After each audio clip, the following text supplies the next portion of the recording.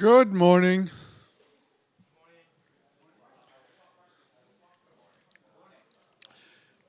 Good morning, everybody. We are just waiting for people to take their seats so we can start. So, I'm Noam, and I'm the director of the Columbia Institute for Tele-Information. It gives me great pleasure to welcome you. Now, this room is not filled, but let me just say the following. On Tuesday of this week, we, the business school at Columbia University, had an event right next door at Casa Italiana. The first panel had no less than 3 Nobel Prize winners in economics. Joe Stiglitz, George Akerlof, and Robert Solow. And the room was 1/3 filled with people and 2/3 empty. And so it seems that even those wonderful people could not draw an audience because I think what we're observing, and that in some ways we are part of this, the technology of delivery, of production, of content distribution, of interaction is changing. And the nature of physical events is changing to one possibly away from content delivery and much more to the networking and collaboration parts, the human dimension. Just like a personal letter carries a different weight than an email that goes to 2,000 people simultaneously. So I will want to welcome you here. Today's program, it's part of a project that we have been doing for a while with a consortium. Some of them are represented here from the industry and from other institutions. I want to thank them. But I also want to thank Jason Buckwitz, and Corey Spencer, who are holding this together in a wonderful way. Thank you very much for all that hard work.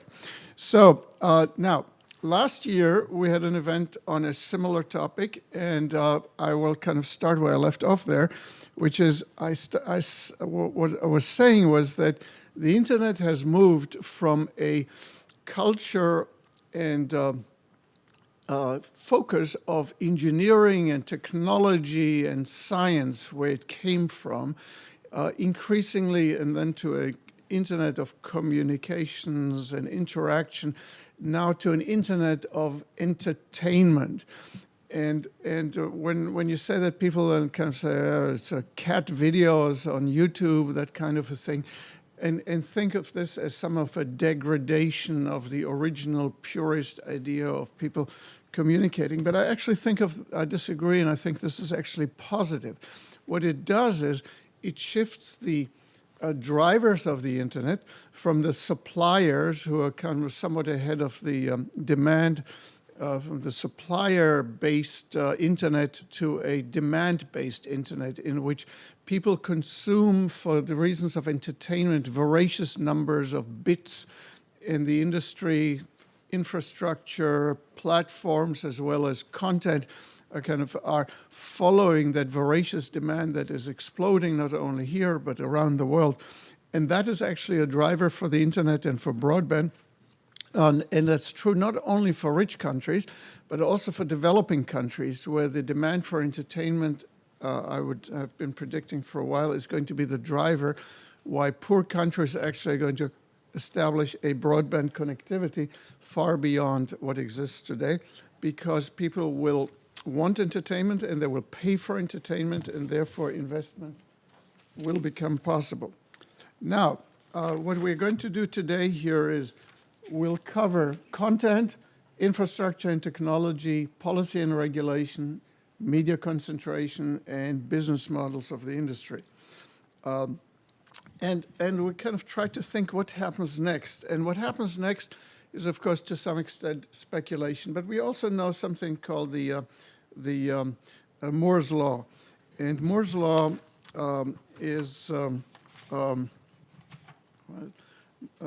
Moore's Law is rapidly changing technology and changes kind of everything, right?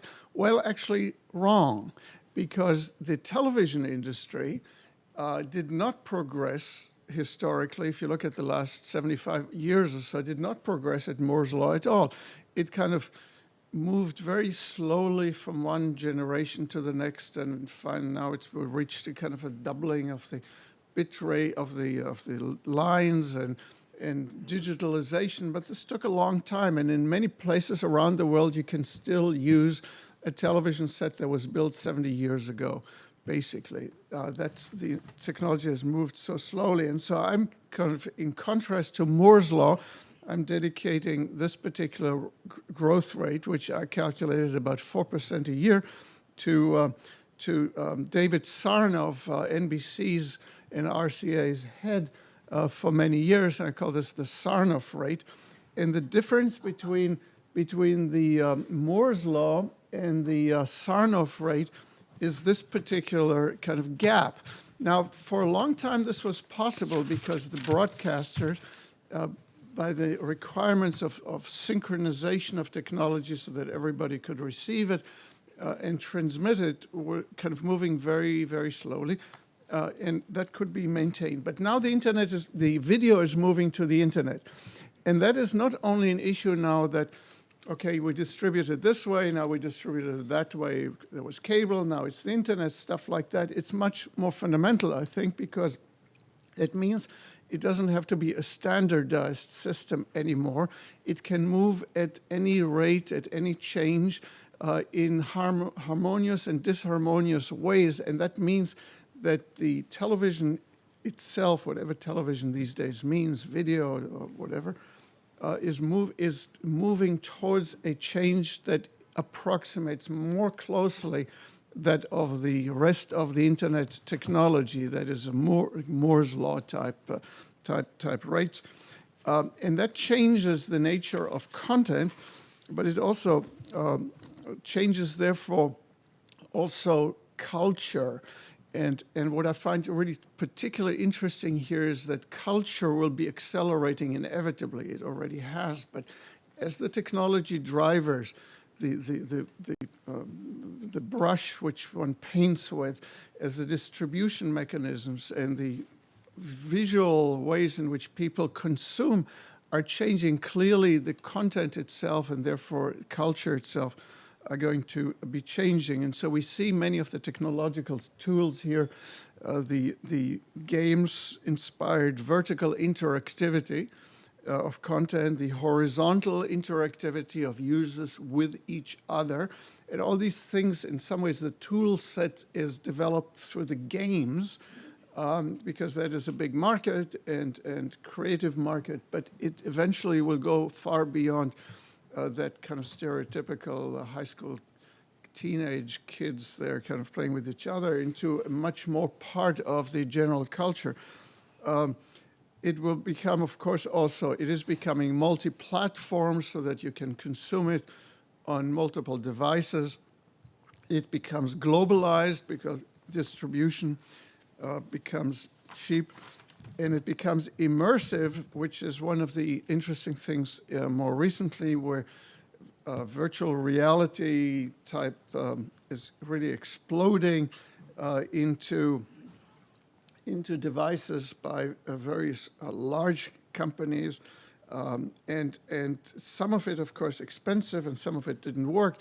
Google with Glass did not work. On the other hand, here's Google's new effort, the cardboard, and that kind of is based on a simple notion that you would, somewhere I have my phone here, that you would, in effect, take your phone and have it here in front of you, and there would be for the left eye one signal stream, and for the right eye another signal stream.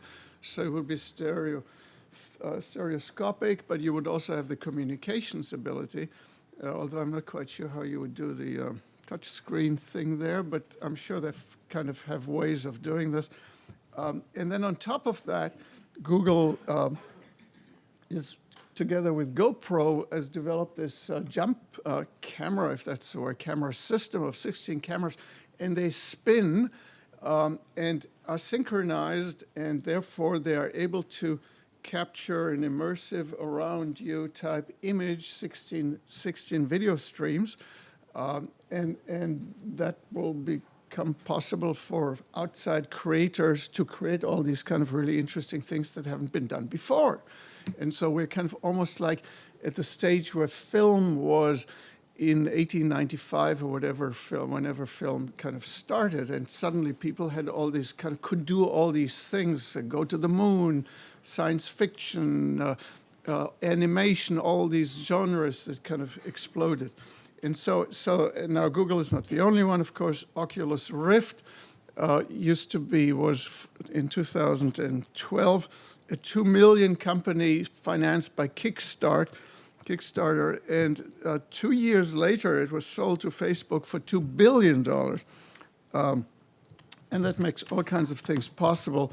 I mean, the experiential type, imaginative exploring of Jurassic Park, Jurassic World type, the games, the virtual tourism, the entertainment, the participation in concert, the adult programs, which has always been a major driver in these things, educational courses. My students in my class, they did projects, and they could select their own projects, whatever they wanted to do in the media world. And about 80% of them came back with projects of virtual reality, whether it was concerts or courses, kind of where you have much more the experience of being in a classroom with your fellow students, that kind of thing. Training and what have you, therapy. Now, in terms of bandwidth, communication streams, this is just an enormous number.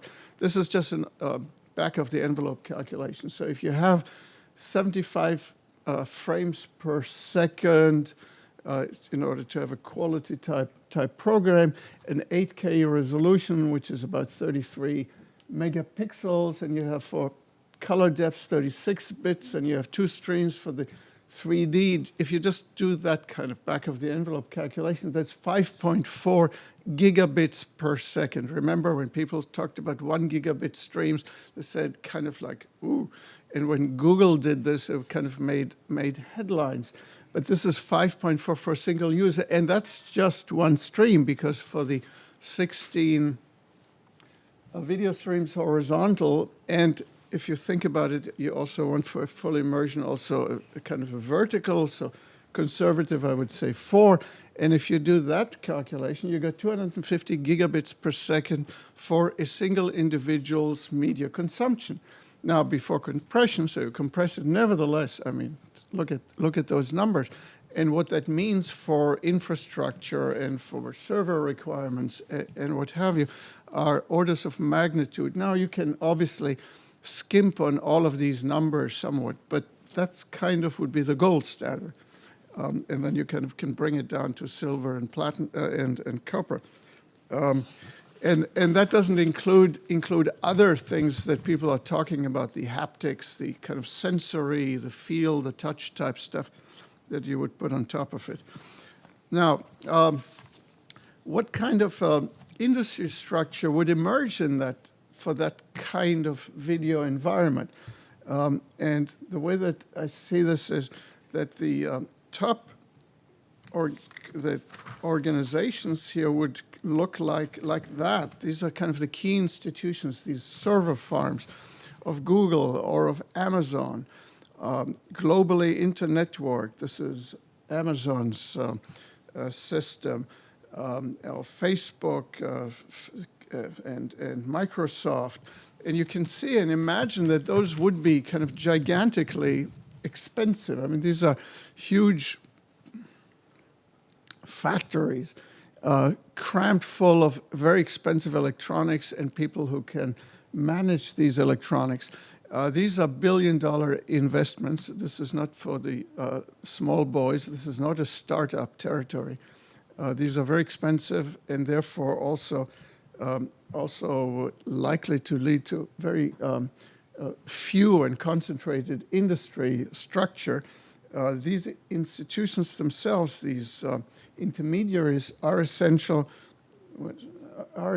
because of the bridging function. I've been kind of talking and writing about this for a while, because you do need bridges for among technologies, bridges among content providers, bridges among standards and national regulations, different laws, different media laws.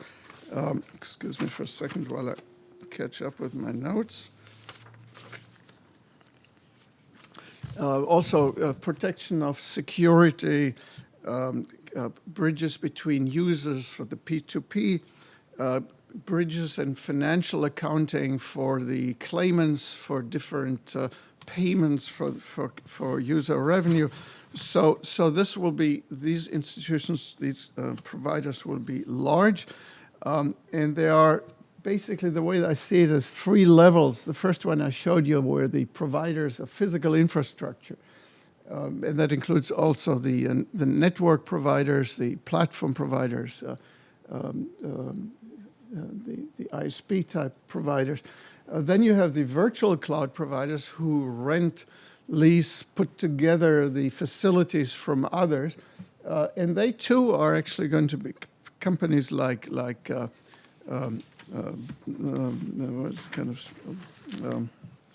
Dropbox and Box and others.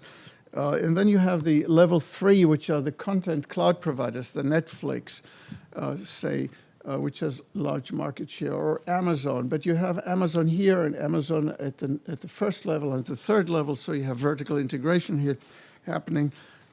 And you have on all these levels a very high concentration level, and that is based on, this is part of a study that we'll talk about also tomorrow, that you do have a very significant capital intensity in these emerging media organizations, companies, and that leads in very high fixed costs, very low marginal cost that leads to very great economies of scale, which lead to a highly concentrated market domestically and internationally.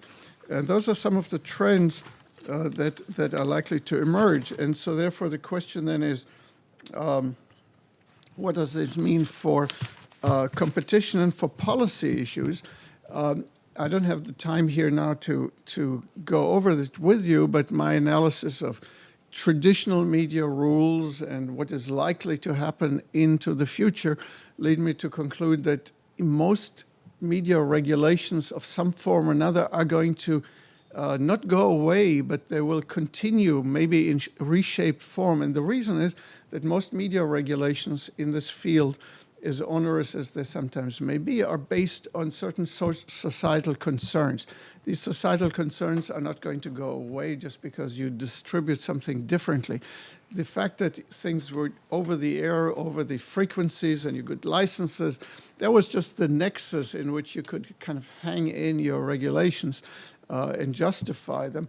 But the concern for children or for consumer protection or for national culture or for not offending the royalty or whatever, or dealing with your historic past or whatever, these concerns are simply not going to go away. And therefore different societies will still kind of maintain their various rules. And those are not likely to go away, with a few exceptions such as technical standards and so on. And on top of that, actually, you're likely to have new rules and new issues that are emerging, such as for security. And I have many slides that I will not show you on why these various rules are likely to be maintained in some form. So basically, almost all the traditional goals of telecom and broadcast TV and cable TV are in some ways likely to persist. So those of us who kind of think that somehow the plentiful media environment is going to lead to a declining and withering away of regulation are probably going to be disappointed. First, because it's going to be, on several of the levels, less competition than people had thought about. Then it's also going because it is global and international, and people are unhappy, as you know, Europeans with Google and Facebook, got to do something.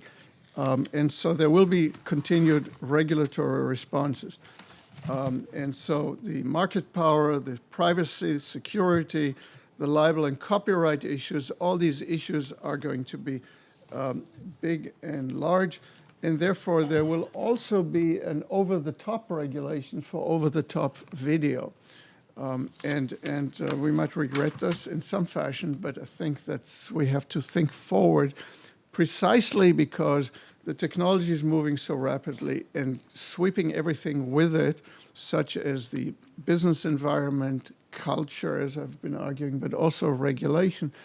We have to think forward creatively, because when things are happening, it's going to be almost too late to do anything about them, if that's the issue, or to move them into the right direction. So we have to think forward and creatively, and that's one of the reasons we're here. And that's one of the reasons we brought all of you here together, creative people, well-informed people, to contribute by speaking and by participating. And therefore, I would like to welcome all of you who came here today, and I hope that we have a wonderful day together. Thank you.